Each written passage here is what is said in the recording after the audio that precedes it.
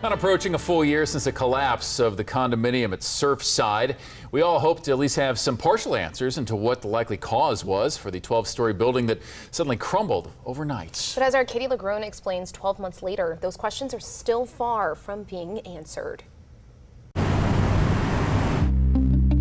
1 year later, the entire building collapsed. the site of where the Champlain Tower South once stood People are still trapped in this building. remains a vacant reminder of tragedy, failure, and devastating loss. 1 year later, the now hollowed surface also remains empty of answers into the how and why the seaside building of condos suddenly crumbled into a mangled mess of steel, concrete, and memories. We don't have a factual determination of why it happened at this point in time.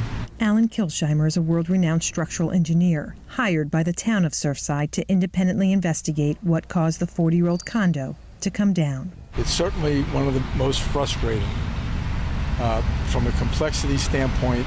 Though he had originally planned to have answers by the year anniversary of its collapse, family lawsuits and ongoing police investigations have delayed his access to materials and structural debris, though little has been ruled out in 12 months. I pretty much eliminated the people who were saying that when the Navy was blowing up ships in the ocean, things like that were kind of way out of left field. Same for investigators at the National Institute of Standards and Technology, the federal agency leading the investigation. Right now, we have about 24 hypotheses about what may have happened. Glenn Bell is a lead investigator working the Surfside building collapse. I've been doing this type of work for over 40 years, and this may be the most complex, challenging investigation ever undertaken of its type.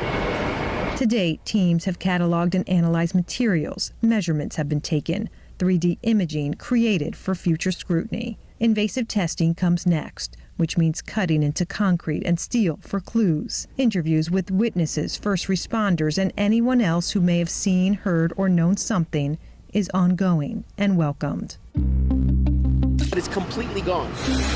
1 year later, what caused this condo to collapse, taking the lives of 98 men, women, and children, will likely be summed up by a number of factors that took time to build and will take time to unravel.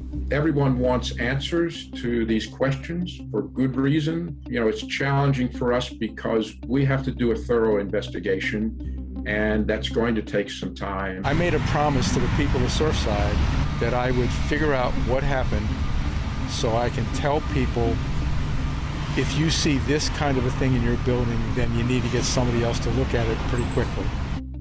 While Florida lawmakers this year passed a bill increasing the frequency of condominium inspections across Florida, the feds are also planning to weigh in with recommendations for new rules, policies, and laws to prevent another disaster.